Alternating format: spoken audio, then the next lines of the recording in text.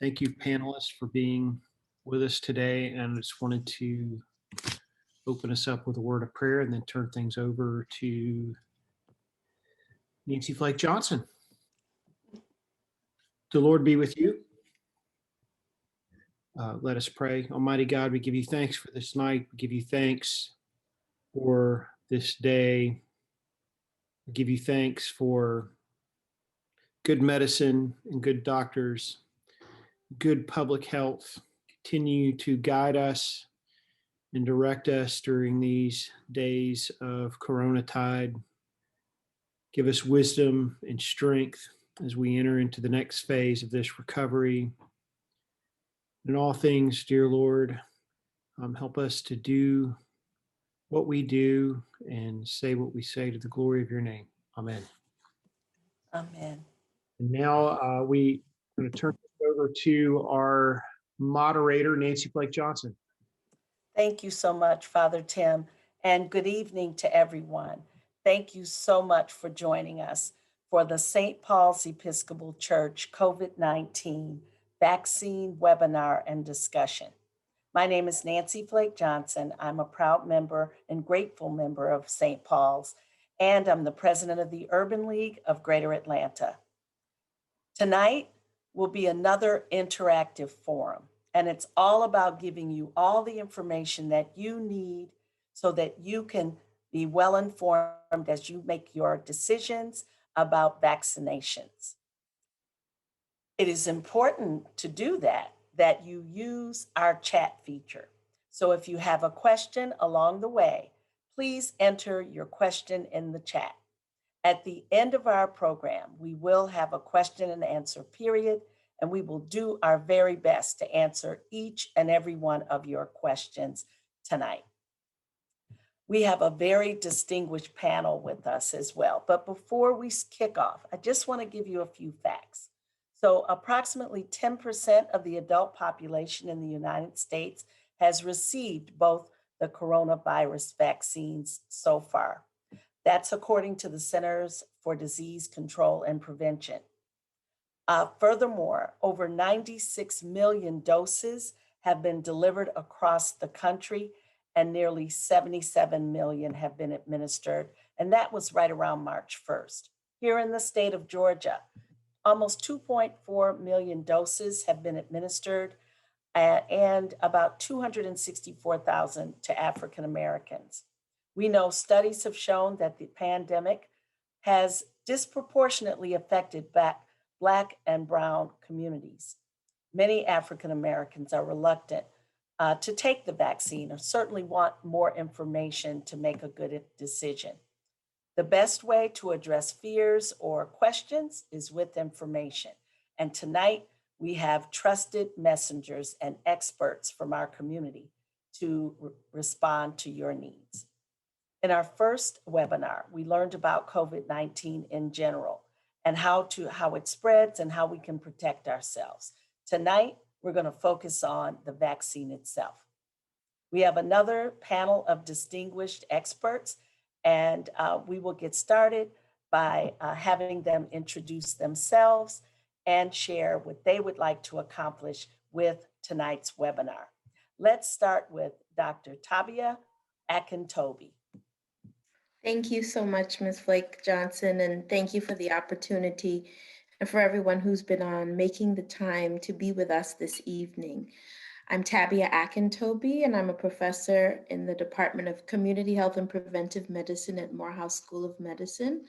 And I'm involved in a number of activities now that are centered in COVID communications and also specifically addressing mistrust, as well as health communications messaging related to vaccines and its uptake among Black and Latinx communities in the state of Georgia.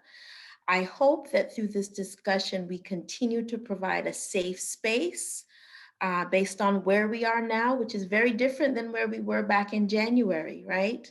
Yes. A safe space for you to ask questions and also to consider your own decisions as we continue to navigate this vaccine space. Great to be here. Thank you so much. Dr. Kenyatta Stevens.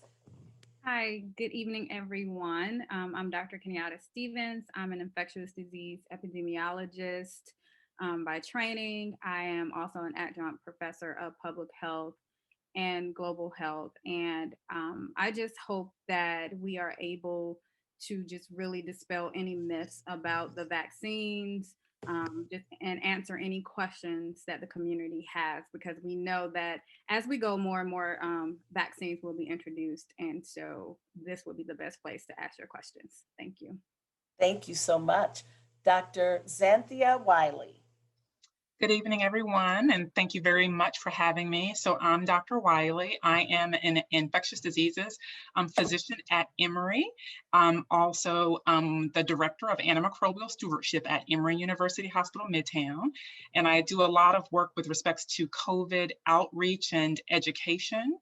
And what I want everyone to hear today is I completely agree with Dr. Stevens about dispelling a lot of the myths and to let everyone here know just how important it is for us in the Black community to accept the vaccine and realize that it's safe, because it's vital for us to get through this this pandemic. Thank you. Thank you. Dr. Jeremy Whitley. Good evening, everybody. My Good name is evening. Jeremy Whitley. I'm an emergency medicine physician working at Emory Midtown, but also working in the sports medicine division of Emory as well. I've worked in this field in emergency medicine at Grady previously, now going on almost 7 or 8 years. And what I want people to take home is the severity of what we're dealing with COVID, and try to share some firsthand account of what things actually look like in the hospital. So to dispel some rumors from that perspective, and really trying to share light on what your options are. If you don't want to take the vaccine, that's a decision, but understanding what the alternative actually looks like. So just try to paint a broader picture. Thank you. Thank you very much as well. So we're going to start with Dr. Kenyatta Stevens, and she will give a brief overview of where we are now with the vaccine and what it means to have the Johnson & Johnson vaccine on board. Yes, thank you. So, as of last week, the Johnson & Johnson, or Janssen Pharmaceuticals vaccine has received EUA authorization for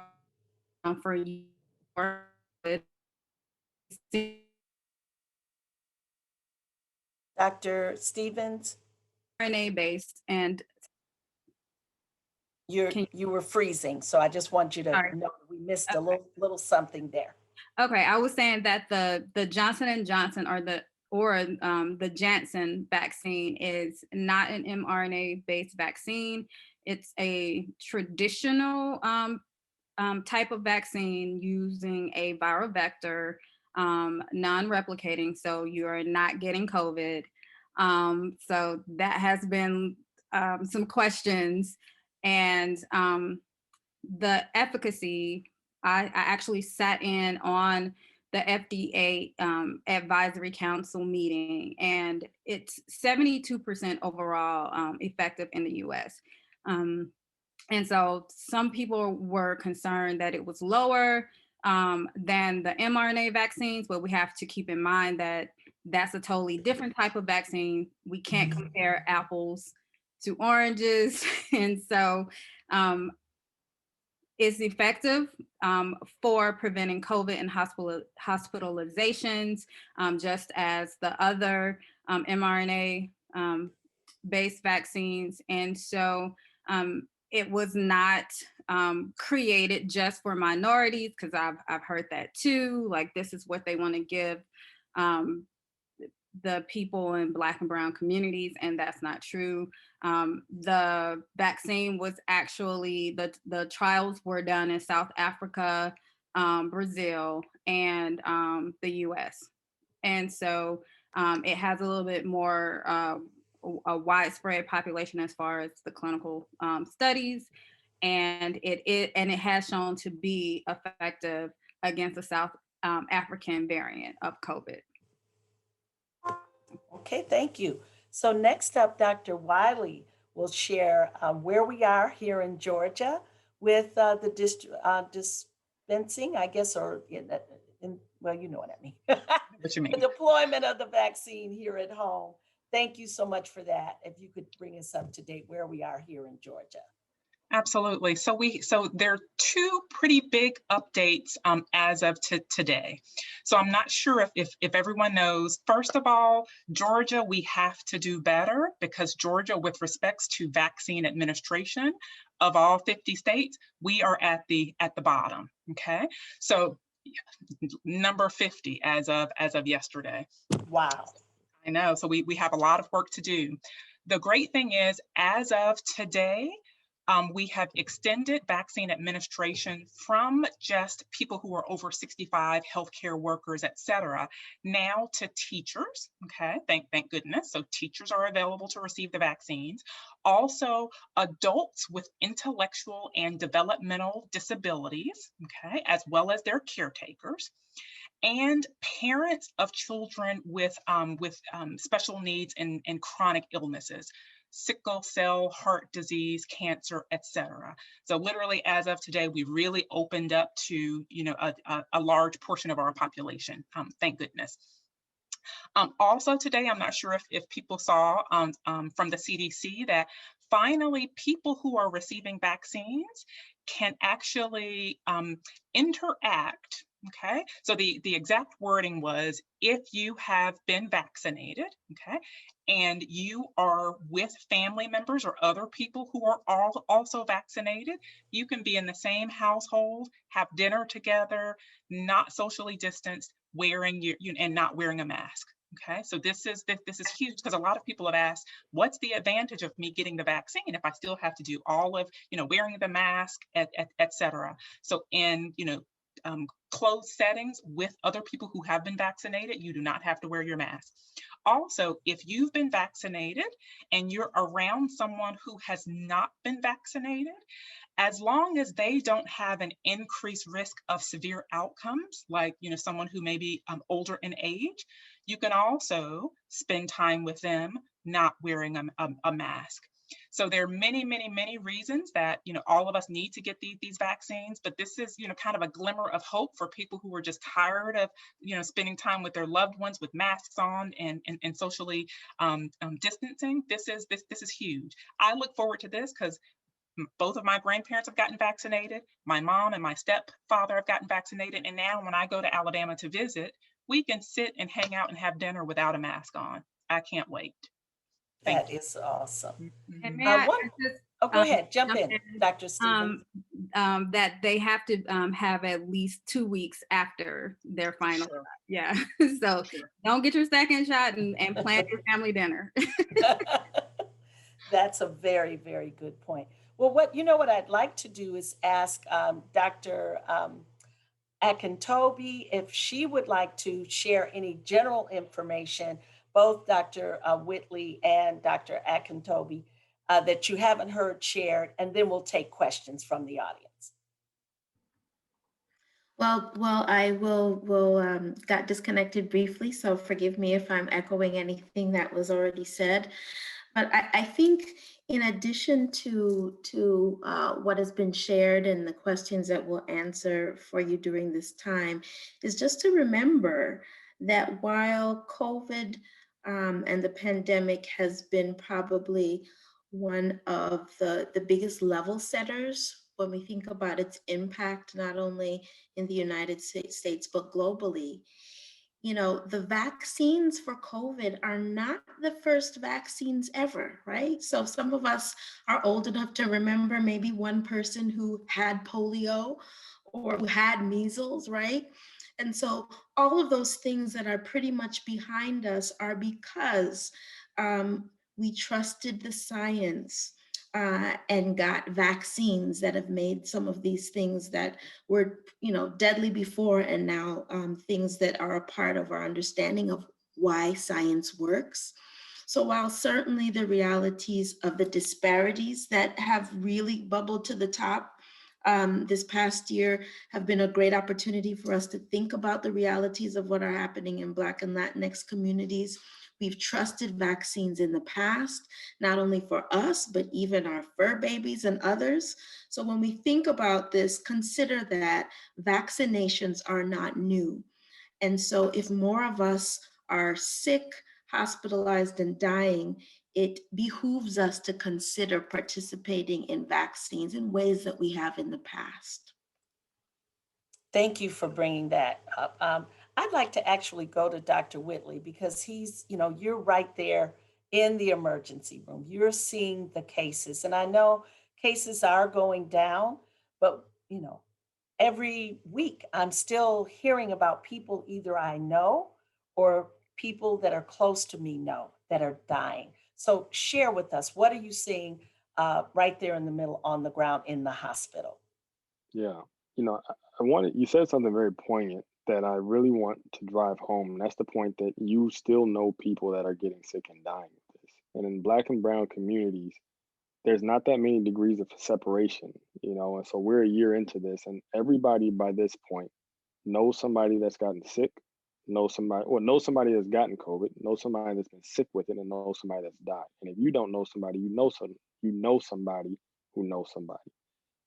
And I just paint that picture to show how pervasive this problem has become and how much of a stress it does put on our communities, particularly when it affects people of disadvantaged backgrounds who may not have means to quality healthcare at baseline, who may work frontline jobs.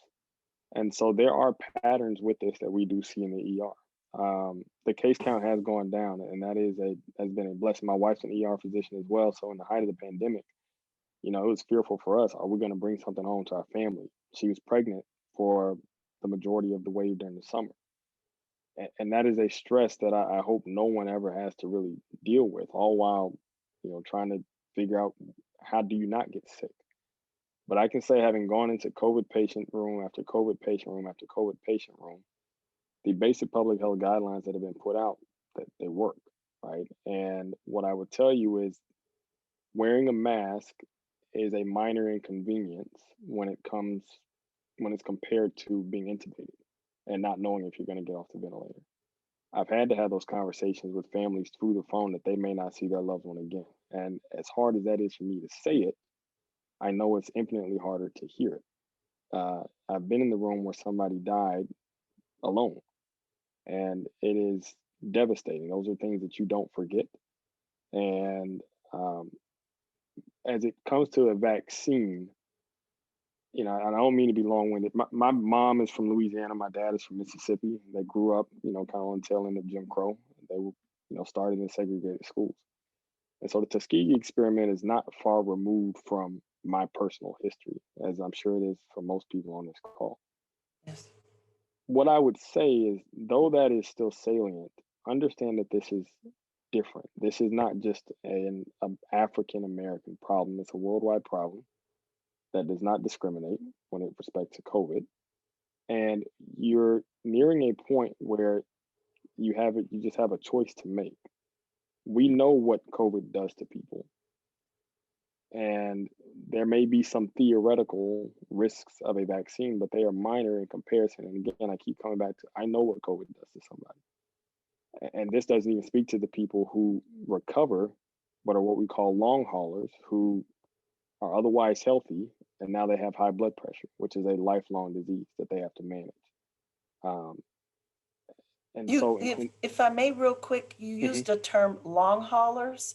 Could you explain what that means? I've heard it multiple times, and I would appreciate you sharing what that means. Sure, I'll let other people chime in as well. It's essentially when you've gotten through your acute phase of the illness, right, which most people agree is 2 weeks or so where you're infective. But months later, you're still having symptoms that you didn't have before. I still don't quite have a great sense of taste or smell. I don't have the exercise tolerance that I had before. I mean, even in our athletes, right? So prime health, some of them still, they had COVID and they're like, I still can't run like I used to. What we've also seen is that COVID seems to unmask some conditions that may have been lingering beneath the surface, and now they're brought to the forefront. So all of that to say, it's not just the deaths and the hospitalizations, but it's all these kind of unseen things that become issues that you didn't even know were an issue before. Thank you. Long-term effects. Well, we've got our first question. And it is, please explain, this is to Dr. Stevens, the difference between the mRNA and other vaccines, the other vaccine, which I guess is the Johnson & Johnson, where you just said that they are different.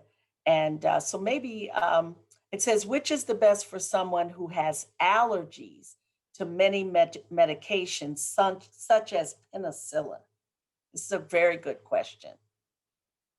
Okay, I will answer the first part since I am not a medical doctor. I will let one of my co-panelists Okay. answer the second part, just to be safe. So mRNA is messenger RNA. And so the Pfizer and Moderna vaccines use messenger RNA-based technology to create a vaccine. The Johnson & Johnson vaccine, or the single dose vaccine, uses a viral vector. So it uses, not to be too technical, an adenovirus. And so from an animal vector, it does not give you COVID. It works in the traditional way as other vaccines, such as the flu vaccine. It has, Johnson & Johnson has gotten this particular method actually approved for Ebola back in the summer. So it's been used before. It's more traditional. That's why the efficacy is a little lower. Most people don't realize that the flu vaccine has about 40 to 60% efficacy as well, just based on the type of vaccine and how it was developed. So the mRNA vaccines have about 95% efficacy, and that's because of the method in which they were created. So when you hear people, saying, well, the other vaccines are more effective, the Johnson & Johnson vaccine isn't as effective as the others, that's not true. And across the board, all three vaccines none of the participants had to be hospitalized. They were all 100% effective for preventing COVID. So to prevent just getting into like the more specific details of how they work, that's the difference. So if you hear someone saying it's a little bit less effective based on percentages, it's because it's a different type of vaccine. It's not an mRNA based vaccine. And I'll let one of my other co-panelists answer the second part of that question. Looks like Dr. Wiley's going to jump in. Thank you. Absolutely. So happy to. So her question was about if you have other allergies, if it's safe to get these vaccines. So I happen to have a penicillin allergy myself as well. And it is completely safe to receive either the 2 mRNA vaccines or the Johnson & Johnson. So with respects to allergies, so if you have penicillin allergies, environmental allergies, egg allergies, bee allergies, all of those are fine, okay? For the messenger RNA vaccines, the only ingredient if you're allergic to is something called polyethylene glycol, or PEG, okay? And that is something that is really, really rare to have in medications.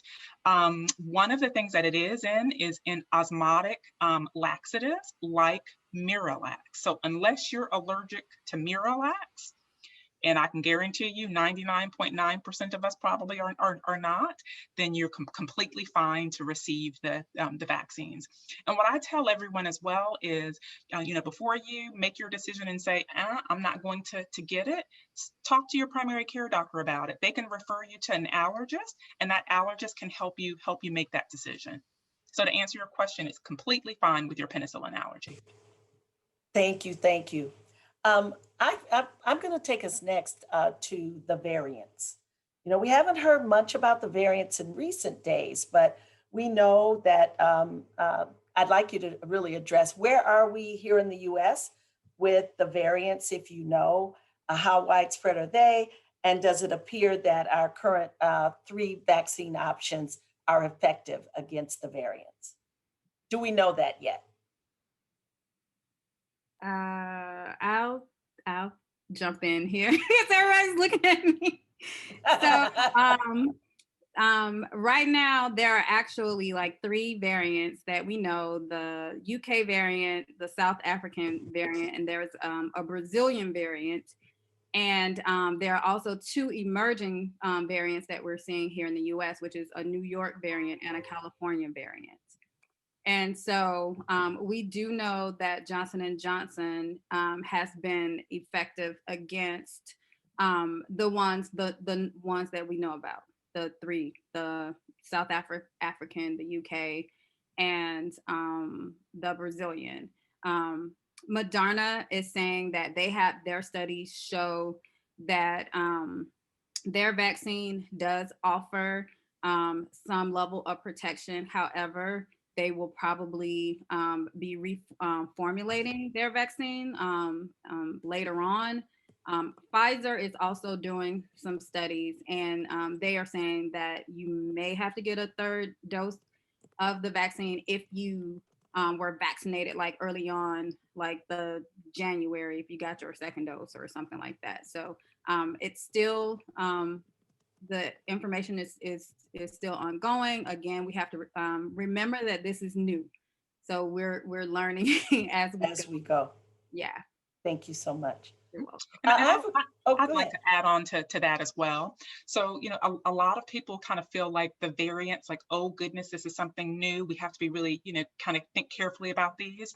So with any type of virus, a virus's entire purpose in life is so it can mutate, so that it can remain, in the environment and can continue to infect us. So none of us are surprised by the variant. And to be honest with you, the reason that they're here is because we have such a high burden of disease in the environment. So the way for us to decrease the number of variants is by as many of us as possible getting vaccinated to really continue to reduce these numbers. Thank you so much for that.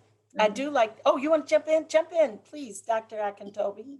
Yes, I just wanted to add a resource that I'll share in the chat. So the National Community Engaged Alliance to Fight and Mitigate COVID is really designed to back up panels like this with community sensitive information on each of the vaccines, how they were developed, not only for you to be able to kind of digest what we've shared, but also for you to have conversations with those you care about, parishioners, etc. So I'm going to put the link to the SEAL network in the chat, and on it you'll find social media, fact sheets, etc., that address many of the topics that we're discussing, so you can have some backup to download and have conversations as well, because it takes time to kind of think through this as we're walking through this. So I'll share that, and you'll see a lot of resources that back up a lot of what we're saying and give you more food for thought. Thank you very much. Now we have a question that actually I'm personally interested in. Do we know if any of the trials included individuals with autoimmune disorders? That would be rheumatoid arthritis or lupus or any of those things. Has that been tracked at all? And do you have any recommendations with respect to that?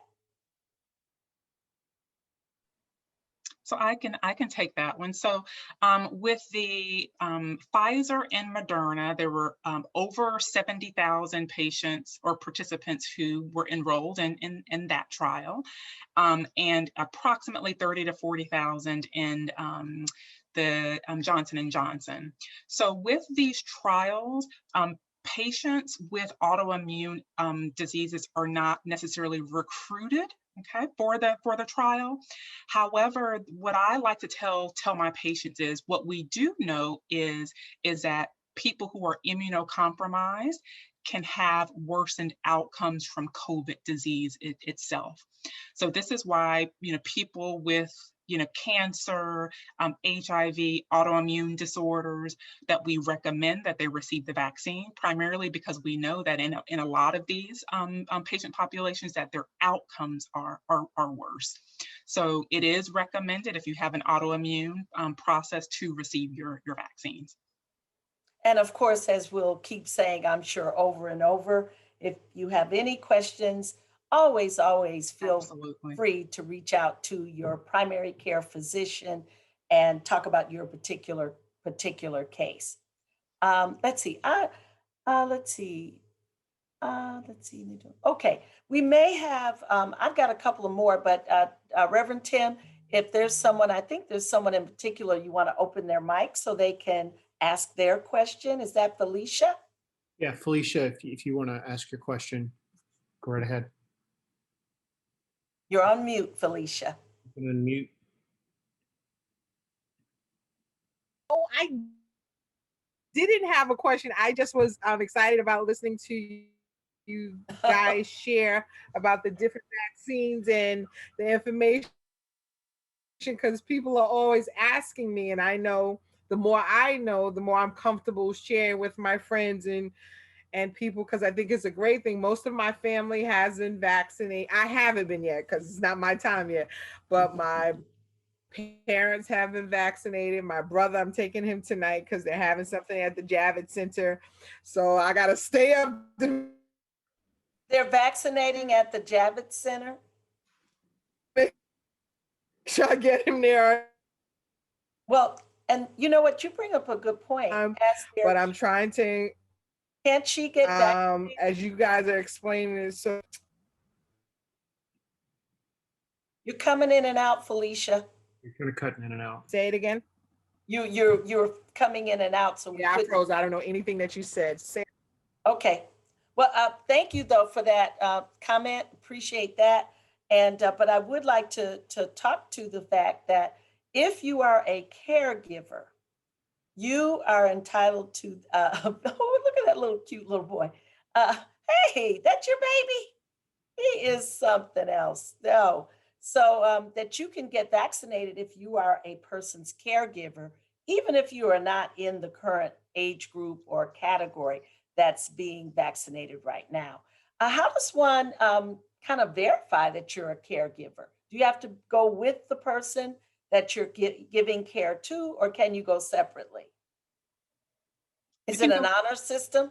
It's an honor system, so no one's gonna check it. Yes. I honor will system. say, I'll jump in. There have been some sites that have asked people to bring identification for the person. They have to show that the person has been vaccinated or bring identification. Like a copy of their ID?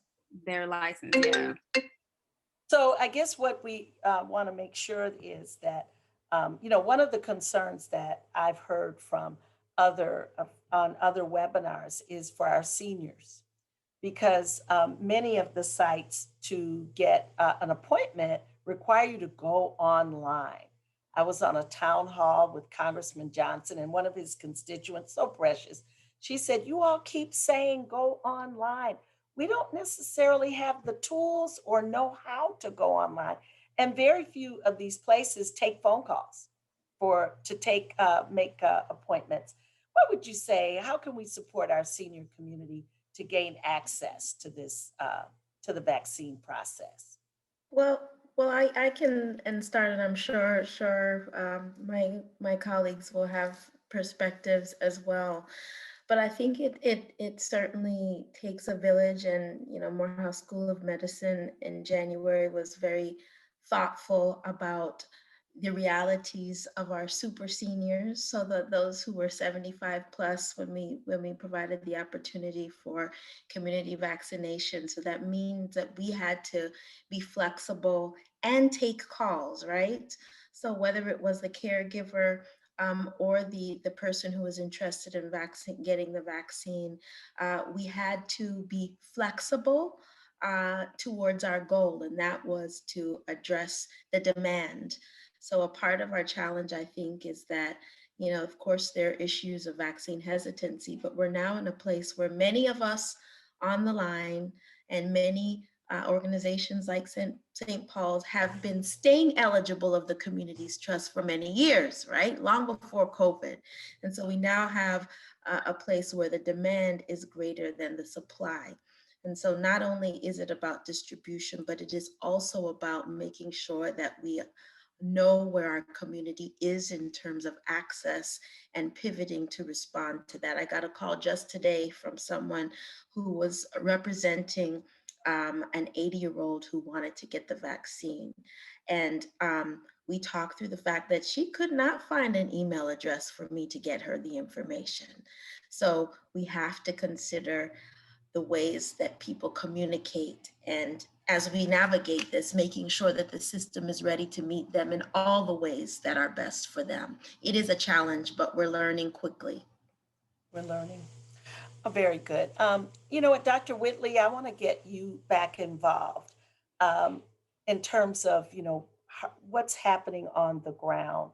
Um, at what point, I know people who are still, coming down with symptoms and things like that. When does a person, what are the triggers to know that you need to get to the hospital? You're at a point where you should be seen in the hospital. What would you share with our audience on that? It's a good question. So the number one symptom or constellation of symptoms is what we call respiratory distress, meaning you're having a hard time breathing. Your respiratory rate, or the rate with which you take a breath, has gone through the roof. You're not able to take a deep breath. And even then, it's really driven by how well your body is oxygenating or utilizing oxygen to fuel your cells. And that can be a difficult thing to determine outside of the hospital without appropriate equipment. Another constellation, that if you're having significant dehydration from fluid loss, whether that's diarrhea or significant nausea, vomiting, those two can be triggers that you need to be seen. Beyond that, one of the things that early in the pandemic made things really challenging was it seemed like anything could be COVID. I mean, we've had people who come in complaining of belly pain. You think they have appendicitis, and lo and behold, they have COVID, right? And their appendix is fine. And so it is challenging to try to pin things down. But if you're just trying to figure out, do I need to go in or not? I say difficulty breathing, or if you're severely dehydrated. Those are the two most frequently indicated reasons. Thank you for that. We do have another question from a kidney transplant patient, where a person concerned about someone who's had a kidney transplant, or for that matter, any kind of transplant. Are there, is there any information you would share for that question? I can take that one. So at Emory, our transplant colleagues are recommending the COVID vaccines for their patients as well. So knowing that the outcome and some of the risks of getting really severely ill because your immune system can be compromised when you've had a transplant, it is recommended that they receive the vaccine as well. Of course, as long as their primary providers and their transplant physicians agree. Thank you for that. So a member of our audience wants to get a vaccine. Are vaccines currently available through pharmacies like CVS, Walgreens, and others? I know I visited the Georgia Department of Health website, which I will put also in the chat. They had a number of buttons for organizations that are administering. How would you share? What's the first thing someone should do to start the process? And Ms. Flake Johnson, exactly what you have already done, which Okay. is, and this is actually what I tell my patients as well, is just Google, Georgia Department of Public Health COVID vaccine, and they have some nice resources there. And to get back to your question, Ms. Flake Johnson, about, what can our elderly colleagues or our elderly residents do as well. So this was something that I noticed today that I had not seen before, that they have a vaccine scheduling resource line. And I go on this website all the time, and I had not noticed that before. And it's a 1-800 number. And I will share that with you all. If you tell me, I'll type it in right now. Sure. It's 1-888-457 0186. So 888-457-0186. And they're that number is called, what is that line? This is the Georgia Health Department Vaccine Scheduling Resource Line. Right. And it's open Monday through Sunday. Monday through Friday, it's 8 to 5, and Saturday to Sunday, it's 8 to 5. I've not had any patients use it just yet, but this is the first time that I've seen it on there. I'm not sure how long that it's been there. So that may assist folks as well. And something else, I have a lot of younger, healthier people who were just like, okay, I'm just gonna, like, what can I do right now? I'm gonna sit back and, you know, kind of mind my own business. What I like to tell folks is, try to find someone, you know, that you know at your church, in your neighborhood, who is older, who, you know, may not have the resources, may not have transportation to get there, to make it your kind of job to find someone to help get their vaccine, you know, in the meanwhile, because I'm sure people would really appreciate that. Oh, And they need thank it. you. Mhm. Excellent suggestion. I have a comment, but I want to go behind Dr. Stevens. She's been Oh, yeah. she's Oh, in. okay, Dr. Stevens, jump in.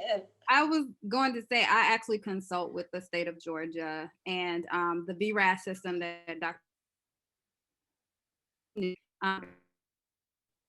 A necessity.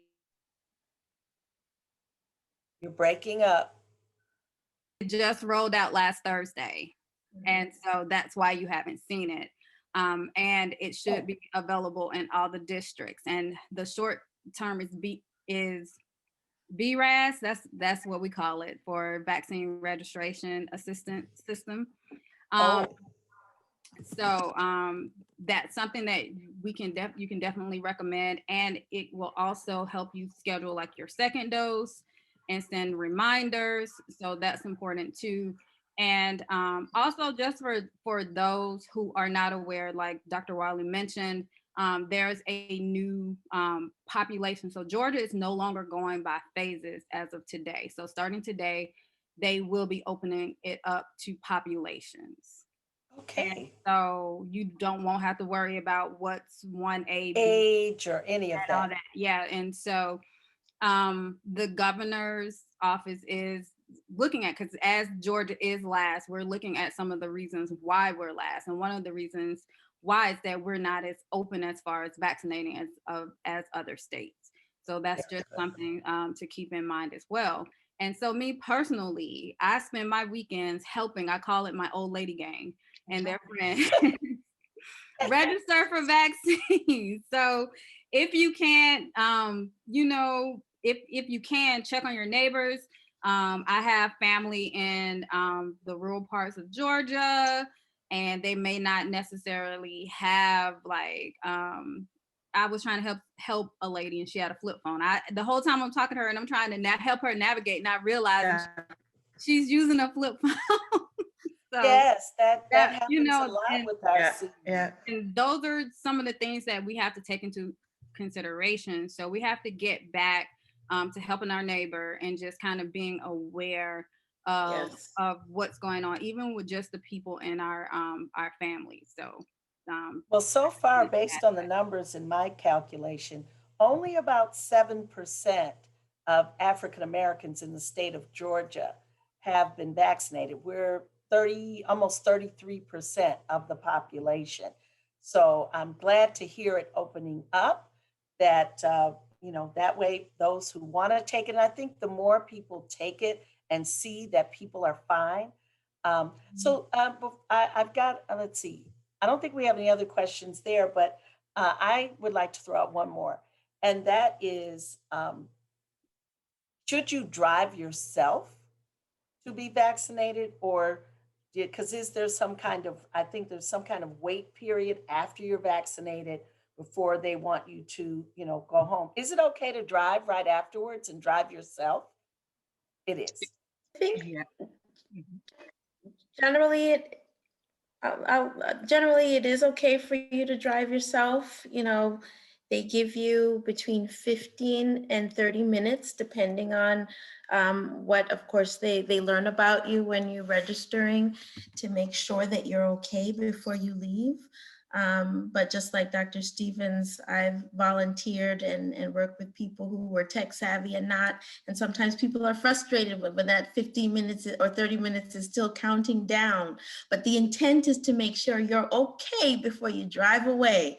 So when you are able to get your vaccine, please understand that a part of that is to just make sure that you are okay immediately afterwards.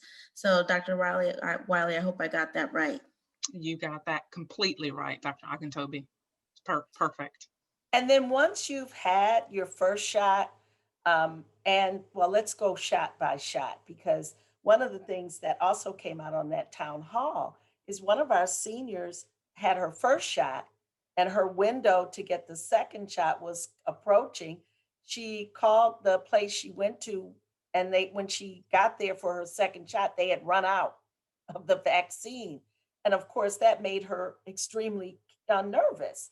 Uh, so what happens what should you do if where the place, I assume wherever you get the first shot is where you should get the second shot. They really should not be deploying without doing that matchup. It's the same vaccine, right? The same thing you get first time is the same thing you get the second time. Okay. So what do you do though if you go to the first place and they're out? Excellent question. And that did come up, I wouldn't say a good bit, but enough last month. So what the CDC has said is that after you've received your first dose, if extenuating circumstances happen and for whatever reason you cannot get it within that specific time period, whether it's the 3 weeks or the 4 weeks, that it is okay for you to receive your second dose up to 6 weeks later. Okay, so to try not to panic. Okay, and that up to 6 weeks, there's still that window. And still that window. Now, just in case something happens and you fall outside that window, you have to start the process over. Is that correct?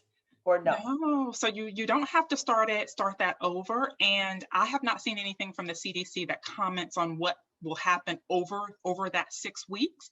But with a lot of other vaccines, what we usually recommend is it's ideal for you to get it this 3 weeks. And if you can't get it in 3 weeks, then we'll accept 6 weeks. But the vast majority of us clinicians, if it's a month or so down the line and you can get it, still go ahead and get it. Okay, very good. Dr. Whitley, I want to get you back involved. What, in addition, is there anything we can do other than, because what I'm a little nervous about is Dr. Whitley shared that once you get the vaccine, now you can be without your mask around certain people. I even find myself starting to walk out of the house without a mask. I mean, I don't know why, but luckily I keep them everywhere. So I run to the car, it's just slipping my mind. I don't go out that much for one thing. But how do we really work hard here? What are the preventive things that people can do health-wise in addition to wearing masks and things? Are there supplements we should be taking?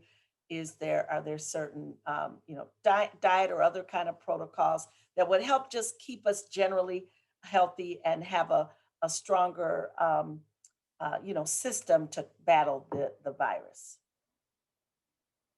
So I'll answer part of this, but I'm actually going to defer to Dr. Wiley because this is much more up her alley.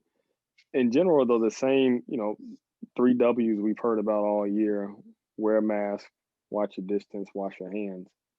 Those are just good habits to live by anyway, and my opinion, probably pre-pandemic, you should have been washing your hands anyway and watching your distance anyway. Not everybody did it, so that's a different story, but I don't know if those behaviors changed that much.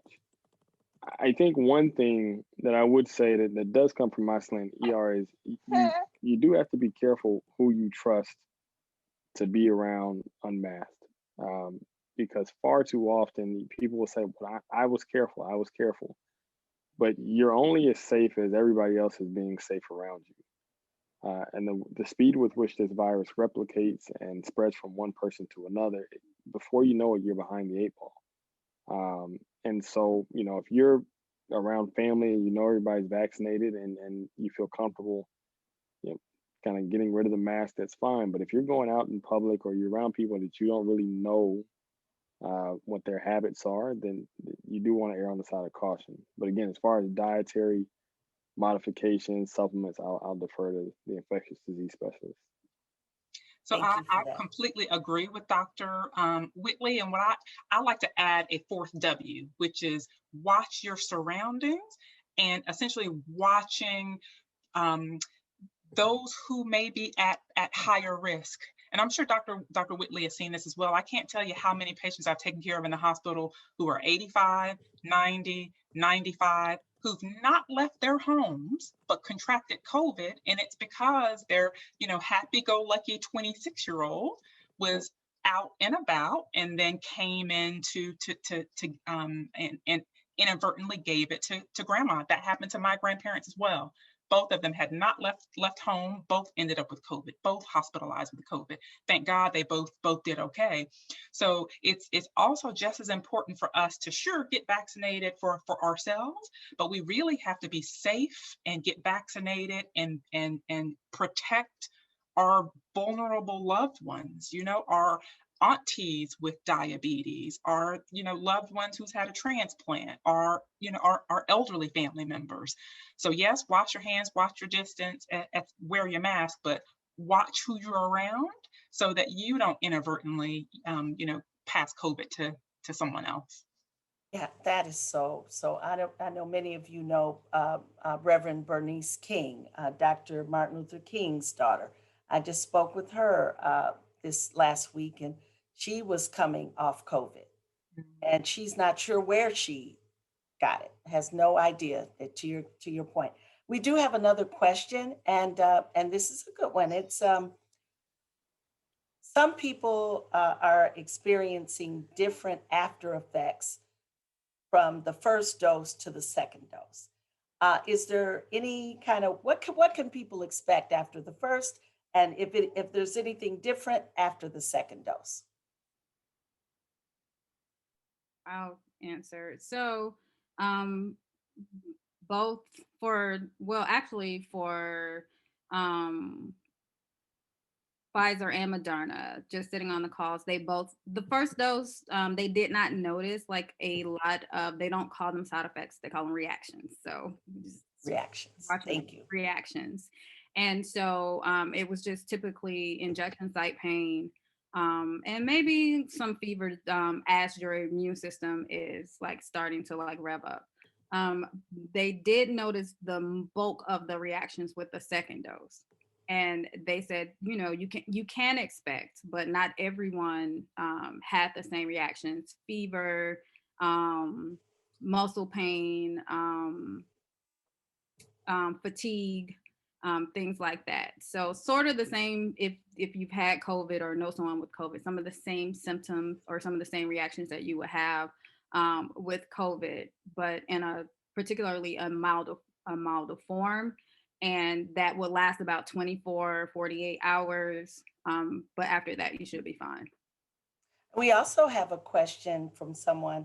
If you've had COVID, how long should you wait to have the vaccine? Or, what impact does the fact that you've already had COVID have on taking the vaccine? Does it affect you the same way or differently? So that's a great question. And I'm glad the person who asked that brought Yes. that up as well, because another question that we always get is, if you've already had COVID, should you wait a while before you get it? So very, very early on, the CDC said, if you have COVID, wait 90 days, then go get your vaccine. They have changed that. So if you have COVID this week, okay, and your symptoms are completely gone, you can get your COVID vaccine the next week. Now, one of the things that may be a bit different is if you've already had COVID disease, sometimes the reactions that you may have to the vaccine can be less, to be honest with you. Okay. And sometimes not. So what I tell my patients is exactly what Dr. Stevens says. A lot of those side effects that she or reactions that she mentioned are the most common. However, some people feel nothing. Honestly, all I felt was arm soreness with absolutely no other symptoms. But I do have colleagues who, after the second dose, were sick enough to be in bed for a day. So it may differ for everyone. Should you take both the flu vaccine and COVID or not? Excellent question, as you just have to make sure that they're separated by 14 days. So, if you already got your flu vaccine in the fall, please get your COVID vaccine as well. Just make sure that they're separated by 14 days. And can I just jump in and say, if Sure. you're going to get the shingles vaccine, there were some pharmacies that were doing shingles and COVID at the same time, and people were having some major effects, and that's a no. You should just get the COVID vaccine by itself. Wait 2 weeks if you want to go and get like any other type of vaccine. So I definitely want to put that out there because it's been happening more than it should. Thank you for that. A couple of more questions, and then we're going to do wrap ups, and I'll have each of you share any closing comments. But I'm oh sorry, Ms. yes, Blake Dr. Johnson. Whitley, jump in. I've got to run soon. Help Okay. get the little one Look to at that bed. baby. But How's your baby? He's a COVID little boy. Is that a little boy or girl? it's a little girl. She doesn't have A her little bow on. Her mom, yes. her mom would fuss at me right now since she No, don't have a she's bow so on her head. sweet. Oh, thank you for joining. But no, happy to be here. Like I said, this thing is still real. It's getting better. I know it feels like the end of the tunnel is never ending, but being in it, it is better than it was a month ago. It is better than it was a year ago. And I just encourage everybody to stay patient and as it pertains to the vaccine, try not to overthink it and make it too complicated. Thank you. We all know the real risks and outcomes associated with COVID. We do by this point. It's touched everybody. And whatever theoretical risks there may be associated with a vaccine, when we know vaccines are safe, it's just be mindful of that. Try not to make it more complicated than it has to be. Thank you for that. Thank you so much for joining us. So, what's your daughter's name? Yeah. Her name is Skylar. What's her name? He said, I agree. She said, I agree. I know. Oh, she said, I agree. You got a lot to say. All right, guys. Yep. You guys have a wonderful All right. night. Thanks Take for having care me. of yourself. Take care. Thanks Bye-bye. for joining. No problem. That's awesome. I do want to just remind, because I think there was a question about pharmacies. Again, there are a variety of outlets now.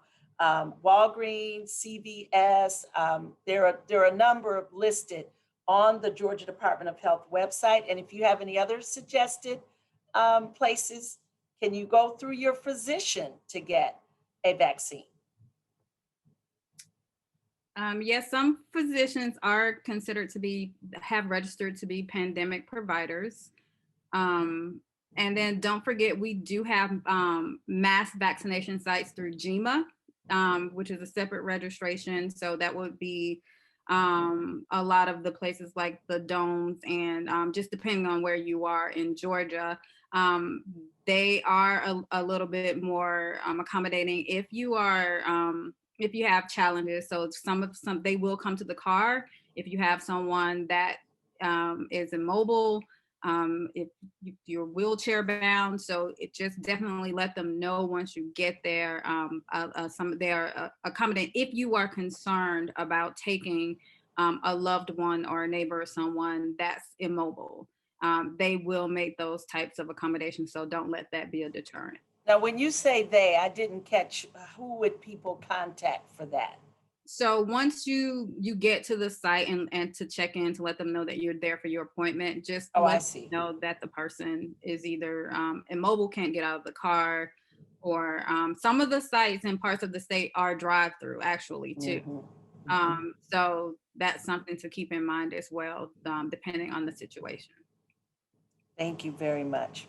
All right, well, it's a little after 8. We might I think we've tackled all of the questions in the chat and in the Q&A. So, I know everybody would love to have a few minutes back of their evening. So why don't we go around and give closing remarks, and then we'll close down just a little bit early. Who would like to go first? Since I'm unmuted, I'll go ahead and go first. Thank you. So first of all, thank you so much to St. Paul's Episcopal for allowing us to be here. So what I would like to say is it's so important for us to have community immunity. Community immunity, okay? So the more of us who are vaccinated, the more of us who develop immunity, the quicker we're all going to get back to normal life. And I know that's what we all want. So thank you. Thank you so much for that. One thing I want to share really quickly that I heard a doctor say on a call, I know there's a lot of fear coming from the Tuskegee experiment and so on, and how he distinguished the two situations was that the patients in that trial or that experiment were withheld the medicine that they needed to get well. And in this case, if you don't get the vaccine, you're really withholding from yourself, from having those extra protections that the vaccine has. And so if you could, the two of you who are left, please also share what are the benefits of being vaccinated, and so we can leave people with some of the benefits. That would be really good for us to talk about too. Right. So I appreciate, Ms. Flake Johnson, your reference to some of the historical atrocities that people remember, right? Even if they weren't, don't know all of the details. But I love, that example and that comparison that you made. And that is, there are some things that are not within our control. COVID was not within our control. What we know is that science works. Vaccines are not new, and the opportunity for you to take control through considering a vaccine that will not cure COVID, but will reduce your risk or the severity of COVID if you get it, is something that is within your control to consider. And I think it's also important for all of us to consider our why. So we all have a reason why we want to have COVID stop. For me, it is my 18-year-old that's going into the world, and I want her to be safe and to model for her what community, and my two over 70-year-old parents that were on very different sides of the aisle in terms of considering a vaccine. Regardless of the origin of this, we now have something that we can control, and that is our health and those of around us, and remembering our why. Thank you for that. Very, very important points. And Dr. Stevens, you're gonna close us out. Close us out. Just want people to know that COVID is still real, and people are still dying just from lack of education, just lack of knowledge, and just a lack of is caring for the community. And I put it that way because I always say, if you're going to wear a mask, and if you're not going to wear a mask, and you're going to exhibit those behaviors that makes someone else susceptible to your bad behaviors, then that's a selfishness that needs to be addressed.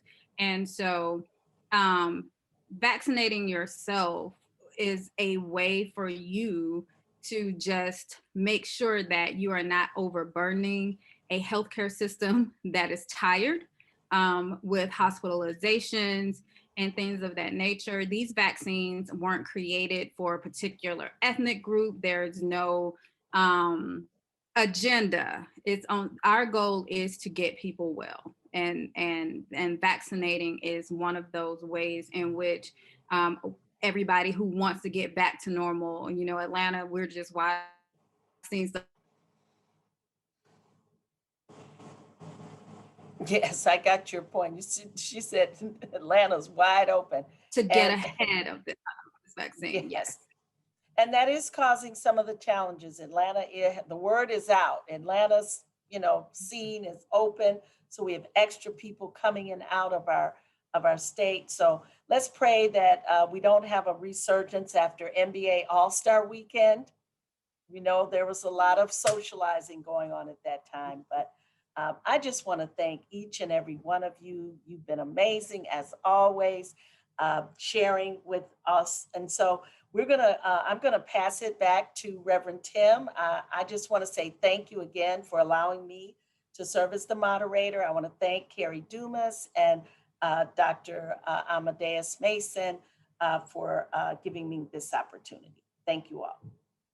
I love that you said, keeping in mind our why. A part of our why as baptized Christians is caring for other people, caring for oppressed people, and for people who are sick or ill or in health that is not as good as ours. And this is really a part of our call to go out and care for the world, just like wearing masks has been. And something that never ceases to encourage me about St. Paul's is that St. Paul's has always taken this mandate very seriously and has been a place where we've been very deliberate about how we've met and how we have cared for one another during this time. And I know this will be no exception. This whole webinar has been recorded too, and we'll be able to post it. And so I encourage you to share the link to the posted video that we'll be putting out this week with people, because boy, there's just been a lot of great information shared here. I'm going to be sharing this with all my family today. So, but thank you so much. Thank you. Let us pray. Watch, dear Lord, with those who work or watch or weep this night. Give your angels charge over those who sleep. And the sick, Lord Christ, give rest to the weary. Bless the dying, soothe the suffering, pity the afflicted, shield the joyous, and all for your love's sake. Amen. Amen. Go in peace, friends. Thank you so much. Thank you. Good night. Have a good night. Be safe, everyone.